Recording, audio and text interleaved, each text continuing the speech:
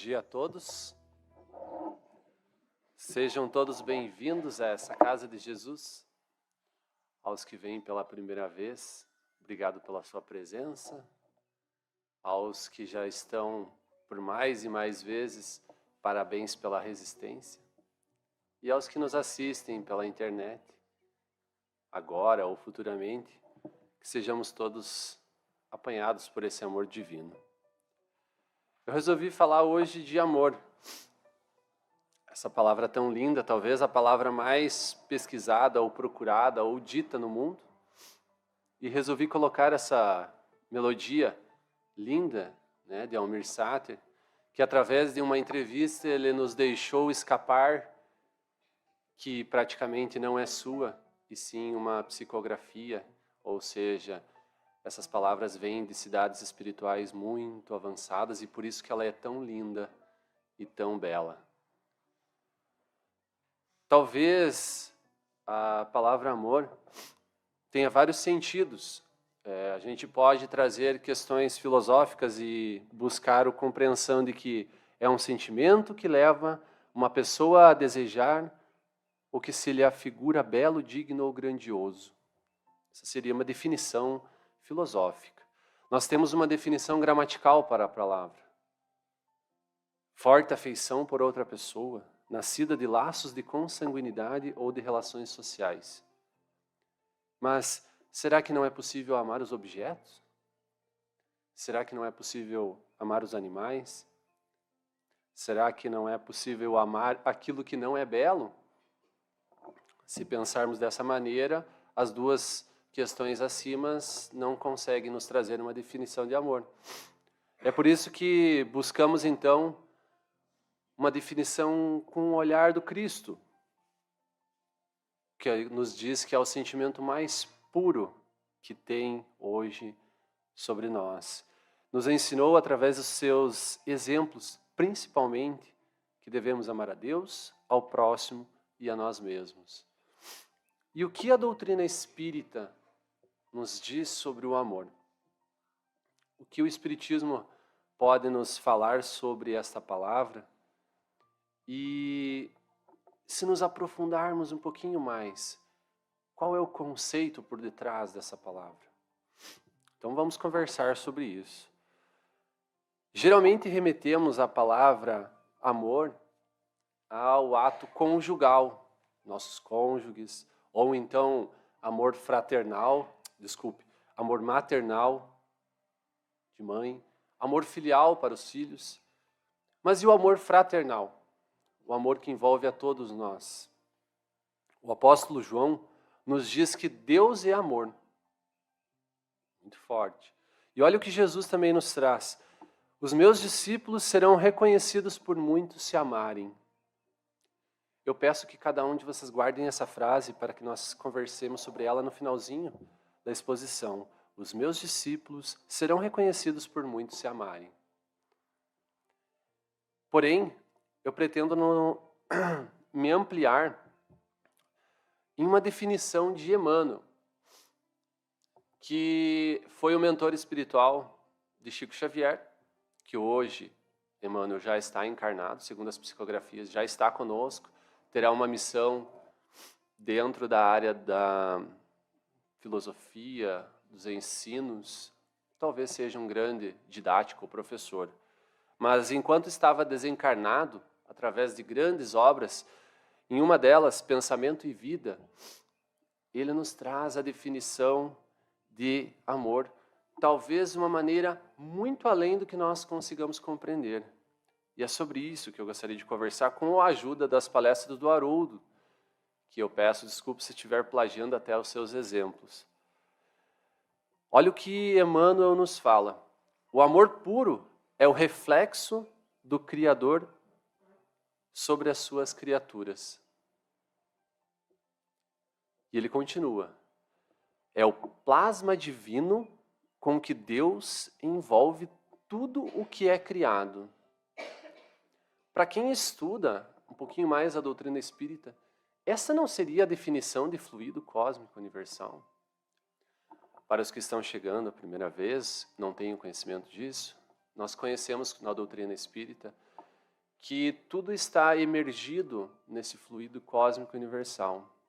Tudo no universo está dentro, como se estivéssemos dentro de um mar, os peixes, os objetos, a floresta dentro do mar, e essa água fosse esse fluido cósmico universal. Então, Emmanuel nos diz que tenta nos dizer que esse fluido cósmico universal, que hoje a ciência reconhece a partir de 1998 como energia escura, e até então a ciência conhecia como éter, essa energia, esse fluido cósmico universal está banhado de amor. Então nós temos praticamente o amor à nossa volta em todos os sentidos. Emmanuel faz essa sugestão e ele continua. Olha que interessante o que ele diz. Que o amor é o hálito de Deus penetrando o universo. Alguém aqui tem mau hálito? Eu tive problemas de estômago e eu perguntava para minha esposa, amor, eu não tô com mau hálito? Às vezes a gente pergunta, a gente fica sentindo um gostinho estranho na boca, e daí a gente vai e pergunta. E é óbvio que ela vai falar, não, né? A gente nunca vai saber quando realmente, a não ser que a esposa seja bem verdadeira ao ponto de falar. Mas depois também que você ouve que não tem bom hálito, né? Você fica com aquela sensação. E eu até hoje não sei se eu tenho mau hálito ou não, porque nunca ninguém me falou. Mas como que faz para saber se tem mau hálito? Né? Emmanuel fala, ó, o amor é o hálito de Deus penetrando o universo. Eu só consigo saber se alguém tem mau hálito se eu estiver próximo. Se eu estiver próximo da pessoa, eu consigo sentir o seu hálito. No Velho Testamento, que eu gostaria de ressaltar que a gente tem que interpretar como figuras de linguagem, não se pode levar ao pé da letra, porque há 4.000 anos atrás nós não tínhamos conhecimento suficiente para saber de tudo. Então, Moisés e todas as escrituras foram faladas através de figuras de linguagem. E a criação foi colocada em 7 dias. Nós temos lá Deus criando o mundo em 7 dias. E ele fala assim, e faça-se, através da Gênesis, né? E faça-se a luz. E fez-se a luz. Faça-se o vento. Faça-se as estrelas. Faça Adão. E no 6º dia, faltava a centelha divina, faltava a energia para que Adão funcionasse, tivesse vida. E aí Deus faz no 6º dia uma coisa assim, que vocês vão dizer para mim se está certo ou não. Ele diz, faça-se o Espírito. É isso que ele fala ou não? Não. O que ele faz no 6º dia? Ele sopra. Ele sopra e dá vida a Adão. Então olhe o que nós temos por trás deste hálito divino. Faltava a centelha, faltava a animação do corpo. E o Espírito veio através do sopro de Deus.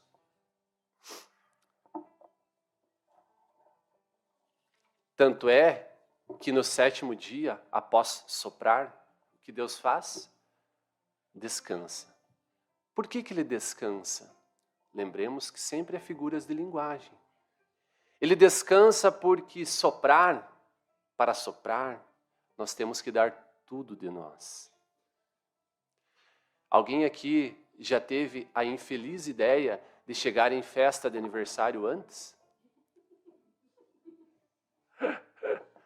Alguém aqui já teve essa maravilhosa ideia de... Você podia ajudar a encher os balões? Não é assim que acontece às vezes? E o que acontece quando a gente vai encher os balões? Sopra 3 e já tem que chamar o SAMU. Não é assim? Mais ou menos isso. Por que isso acontece? Porque nós temos que dar o nosso âmago quando a gente sopra. E quando Deus está nos criando, Ele dá tudo dele através de nós. O amor de Deus, então, Ele está à nossa volta e Ele está dentro de nós, como Jesus nos tinha trazido. Mas como assim está dentro de nós? Trazendo para a física, nós descobrimos no ano 2000. Nós não, né? Quem dera. Mas os cientistas, após desvencilhar o código genético, que tem mais de 30 mil sequências, eles descobrem que os seres humanos, todos, têm apenas, pelo menos, um gene igual. Todos nós temos dentro de nós, desses 30 mil, um que é igualzinho. Ou seja, partimos todos do mesmo princípio. Somos todos irmãos, como Jesus já nos disse. E todos temos essa pequenina parte de Deus em nós. E não importa o degrau evolutivo. Não importa se você é uma bactéria, um verme, um cachorro, um macaco, um homem ou um anjo. Todos nós estamos imergidos nesse plasma divino e nós temos a mesma porção de amor de Deus. Não importa se você é rico, você é pobre, você está sendo amado do mesmo jeito. E aqui vale uma reflexão para todos nós que passamos por dificuldades. Quem aqui nunca se trancou num quarto ou se perguntou, poxa, o que acontece comigo? Quem está comigo nesse momento? E por mais que estejamos sozinhos, não estamos sozinhos. Porque Deus está ao nosso redor fisicamente falando. Deus está dentro de nós porque parte dele fez parte da nossa criação. Nós estamos vendo várias lideranças políticas ou não políticas, cometendo vários equívocos ao nosso olhar. O que eles buscam? Ser amados. Eles estão encapsulados e não percebem este amor de Deus à sua volta. Ah, mas eu acho que não. Mas então perguntemos a um homicida numa prisão de segurança máxima se ele não gostaria de receber a visita de sua mãe. Gostaria porque ele também quer ser amado. Neste momento está cometendo seus equívocos, vai ter que arcar com as consequências, mas todos nós estamos emergidos no amor de Deus e todos nós buscamos esse amor de Deus, por mais que esteja lá no fundo da nossa alma. Vamos um pouco mais a fundo? O amor é um sentimento, ele não é uma emoção. Ele passa pelo crivo do nosso raciocínio. Não é uma coisa espontânea, rápida. Quer ver um exemplo? Se eu gritar aqui agora que está pegando fogo a biblioteca e sair correndo, a maioria de vocês vai correr atrás. Não vai parar, pensar, refletir, porque a gente é levado pela emoção. E o amor é uma coisa diferente, é um sentimento que passa pelo nosso raciocínio. Eu paro, penso. Então nós não podemos confundir paixão com amor. A paixão é uma coisa necessária para nos movimentar, para sair da inércia. Mas o amor é uma coisa muito maior. O amor é inigualável. O seu amor é inigualável. Não tem nenhum igual. Você pode ter conquistado diplomas, digo você, nós, né? Nós podemos ter conquistado coisas materiais, até mesmo conquistas intelectuais.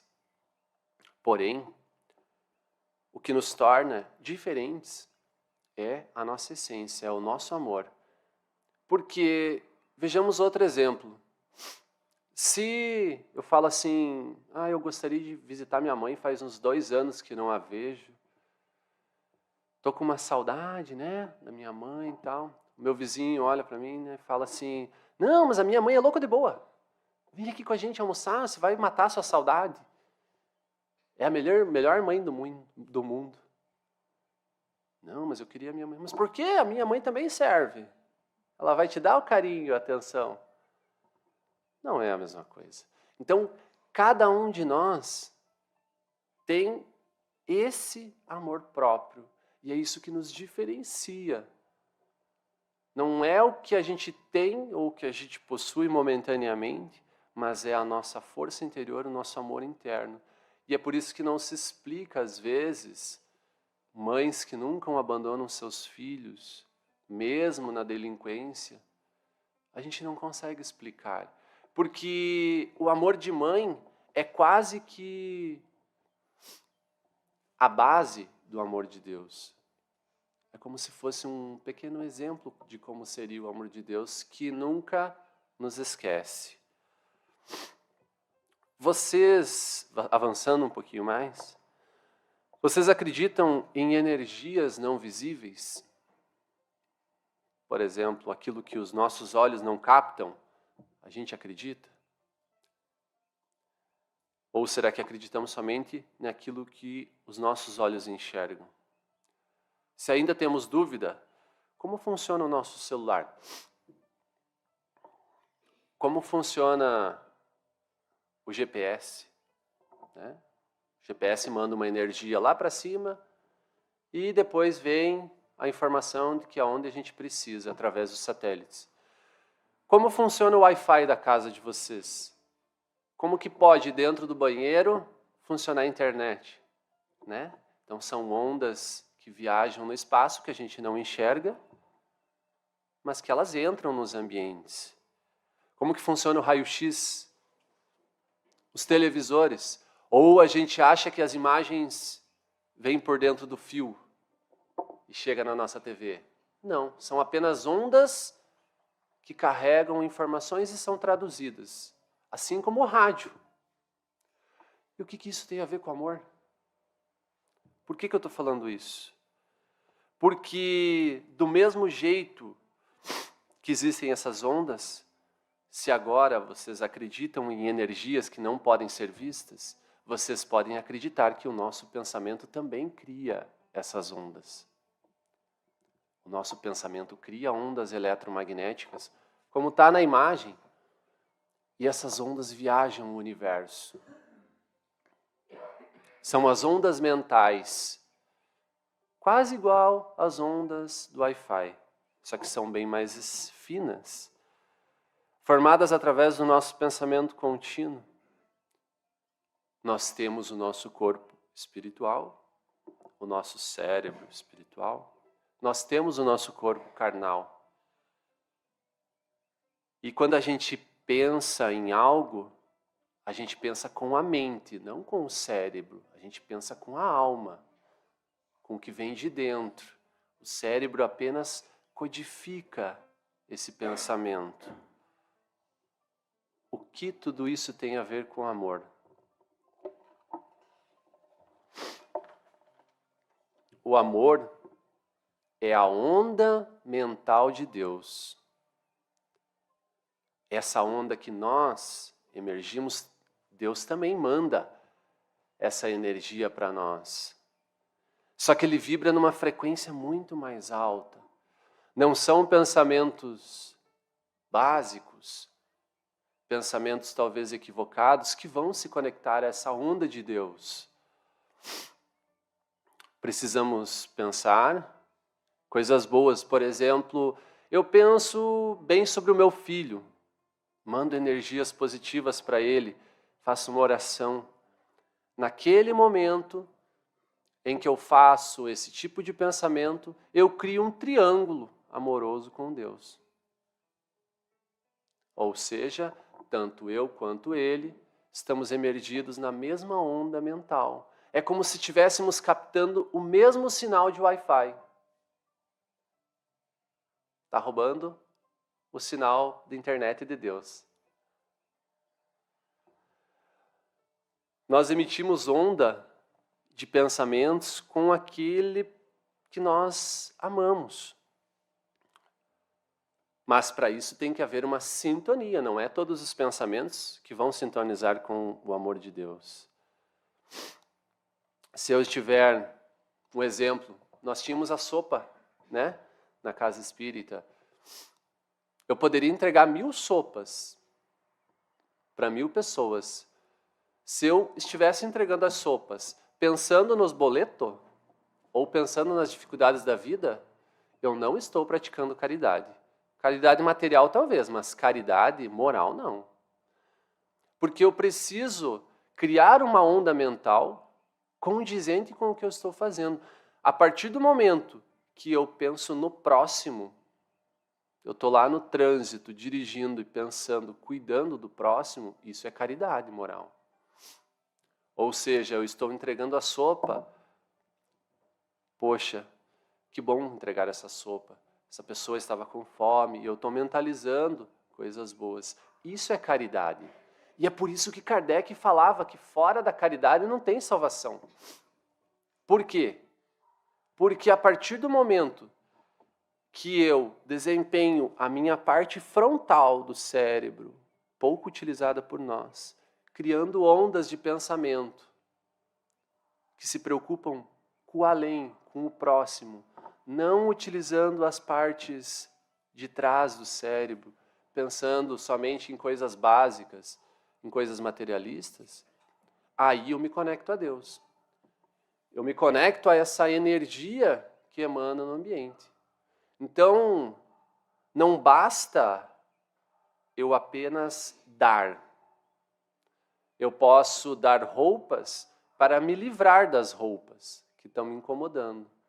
Mas enquanto eu estou fazendo essa doação, eu estou pensando que elas vão vestir pessoas, vão auxiliar, aí eu estou fazendo caridade moral. Você quer ver como é fácil fazer caridade? Chega alguém para você e começa a contar as suas dificuldades. Nossa, hoje aconteceu isso, isso. E você chega do lado dela e fala assim, nossa, mas me conte um pouco mais. Isso é caridade moral. Então não precisa ter para dar. Porque caridade não é dar. Caridade, como diz Joana de Ângeles, é dar-se.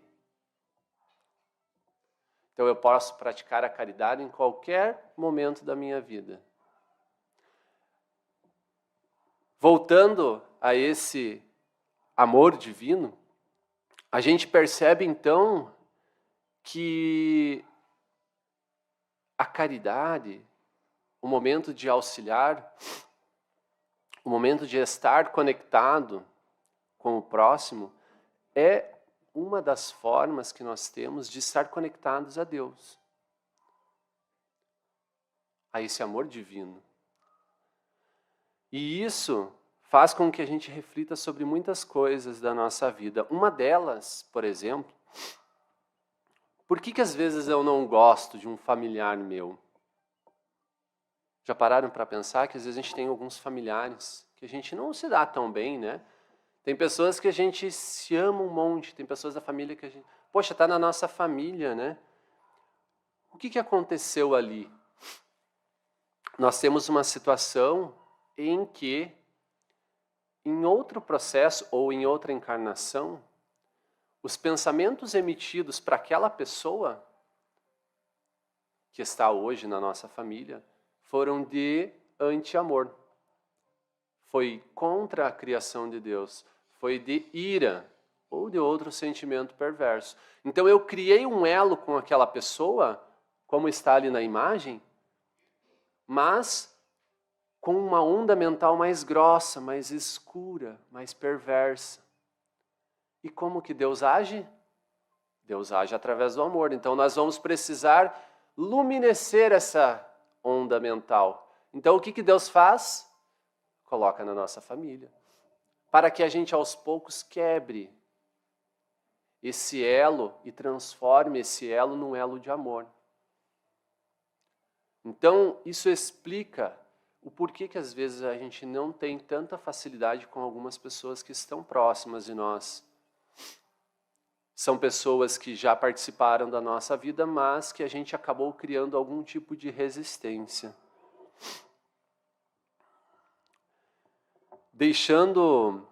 Precisamos deixar então esses elos que nos ligam às pessoas mais luminosos.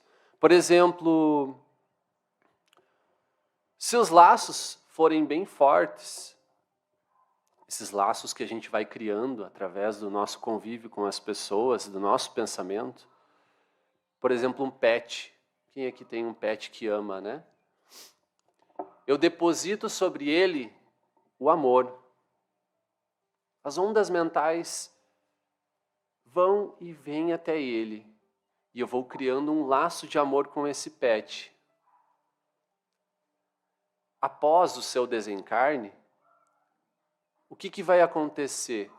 O animal ele não precisa passar pelo crivo do desencarne, no mundo espiritual, daquela reminiscência dos problemas que a gente teve. Não precisa resolver com a consciência, o animal não precisa passar por isso. Porque ele não tem a inteligência plena dos seus atos. Então o animal vai para o mundo espiritual, se não for por uma necessidade de estudo ou outras questões, eu estou falando da essência espiritual do animal, ele reencarna novamente, ele morre aqui e já nasce em outro animal. Ele não precisa sofrer, digamos assim, para resgatar esses problemas da consciência como nós, que precisamos passar por isso quando morremos. Então, quando eu crio laços com o meu pet, se esses laços de amor forem fortes, a lei da física nos diz que, posteriormente, nós atraímos ele para nós novamente, através de outra roupagem, de outra roupa, de outro corpo material do cachorro. Mas isso pode acontecer. O que também nos faz refletir e acalmar os nossos corações com relação às perdas de ente querido. Que nós não os perdemos. Porque através dos tempos nós depositamos amor sobre eles, e se às vezes não os vemos, com certeza eles estão próximos de nós. E se não estão próximos de nós o tempo inteiro, estão no mundo espiritual, fazendo os seus trabalhos, posteriormente nós vamos reencontrar, e posteriormente nós vamos estar juntos novamente. Porque o elo de amor, ele não se rompe com a desencarnação. O amor não acaba, ele é contínuo. Então nós continuamos sempre atraídos por esse amor divino. Só temos que cuidar quando criamos essas ondas mentais de amor a questões materiais.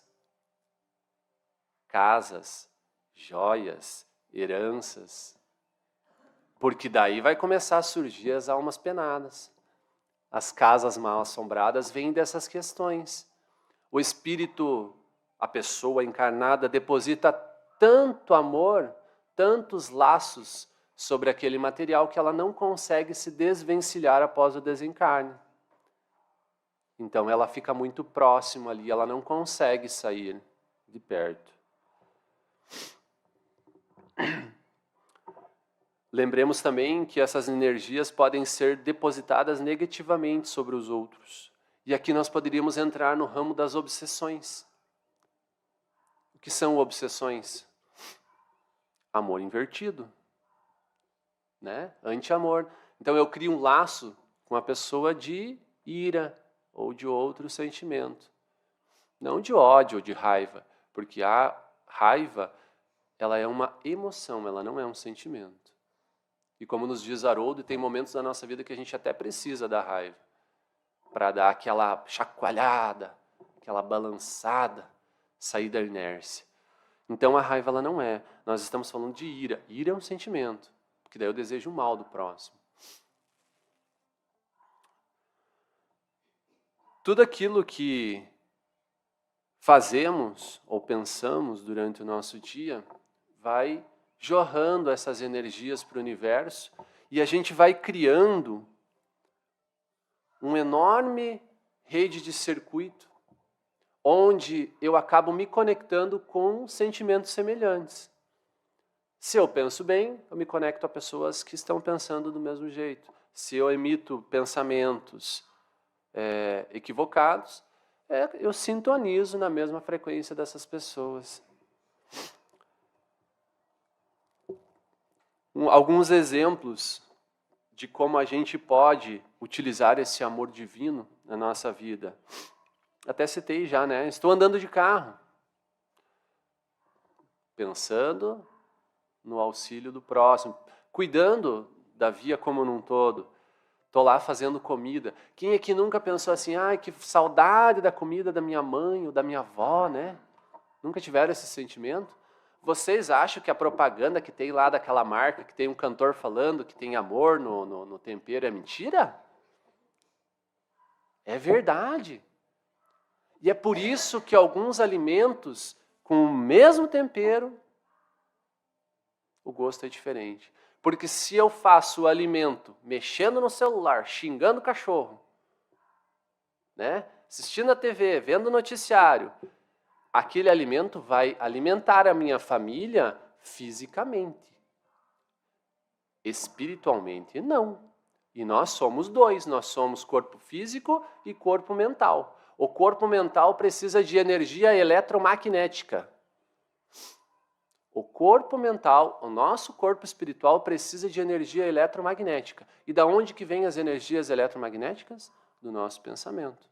Então eu posso magnetizar o alimento para que ele sirva também ao meu corpo espiritual. Ou eu posso tomar um medicamento homeopático, que vai ter essa frequência vibratória.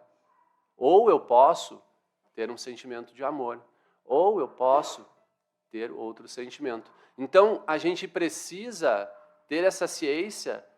Eu sempre ressalto isso nas exposições, parece até chato falar sobre isso. Mas o momento de alimentação é muito importante. E é por isso que Jesus frisava isso nas suas palavras no Novo Testamento. O momento de alimentação não é só alimentação do corpo físico. É a alimentação da alma. Liguem o noticiário, prestem atenção nesse noticiário e se alimentem para ver se não vai doer o estômago depois. O omeprazol é a segunda substância mais vendida hoje no Brasil. Nós precisamos saber que os nossos órgãos são todos inervados. Eles têm nervos, e nervos são sentimentos. Não adianta tomar omeprazol e não se acalmar. Você seca o chão e não desliga a torneira. Compreendem? Então nós precisamos cuidar. Então, da mesma maneira que uma mãe que faz, aquela vozinha que faz aquele alimento com amor, que deposita aquele magnetismo no alimento, e é por isso que se torna tão gostoso que a gente não esquece. Hoje em dia a gente compra tudo embalado. Como são feitos esses alimentos embalados? Tem amor? Não tem nada. Eles alimentam o corpo físico, e isso quando não prejudicam com substâncias cancerígenas. Isso serve para mim, não pensem aqui que eu estou a par da regra. Quem trabalha em atendimento ao público vai vender algo, mas às vezes quando você vende e pensa na pessoa, poxa, mas o que eu podia... Não, mas me fale mais. E conversa com a pessoa, você está praticando caridade. Você está emitindo ondas de pensamento e está se conectando com Deus e com a pessoa. Brincando com seu filho. Adianta levar no parquinho e mexer no WhatsApp? Adianta sentar na sala e assistir televisão enquanto ele brinca? Eu sei que dói, mas isso não é amor ao filho. Nós precisamos aprender a viver cada momento com muita cautela e aprender a se conectar a Deus em todos os momentos da nossa vida. Dá para se conectar a Deus até mesmo brincando com os nossos filhos.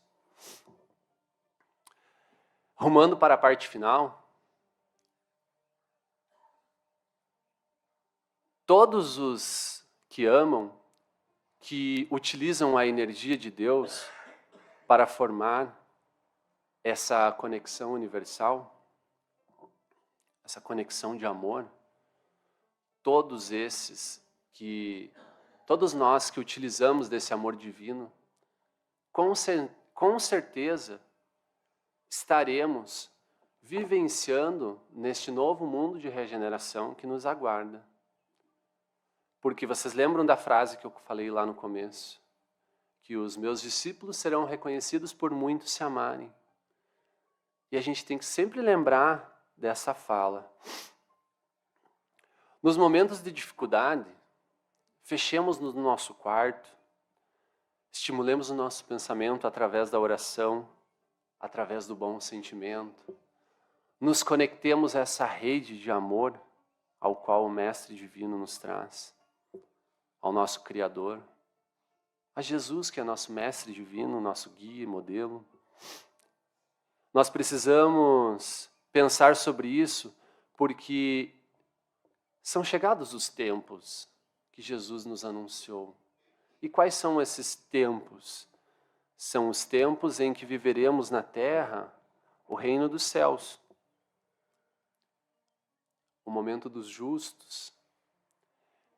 O momento daqueles que se conectaram a Deus. Não podemos continuar nos conectando e pensando, emitindo tanto pensamento de ira, pois assim é como se estivéssemos desconectados do nosso Criador. Vocês lembram que eu comentei que Deus está em tudo? Deus está em nós.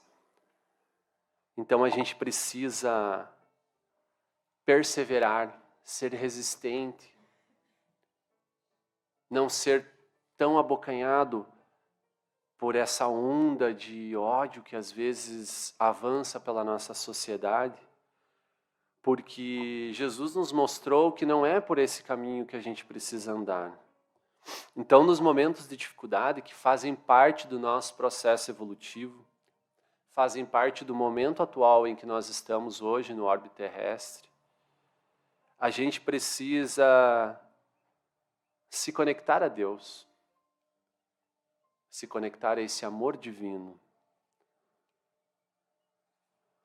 Chegamos na parte final e eu gostaria de deixar aqui a resumo do que é o amor, então, se a gente pegar essa visão espírita. O amor é o exemplo que o Cristo nos trouxe. Mas, se quisermos definir mais a fundo o que é o amor de verdade, o amor é a energia de Deus. O amor é tudo aquilo que nos envolve.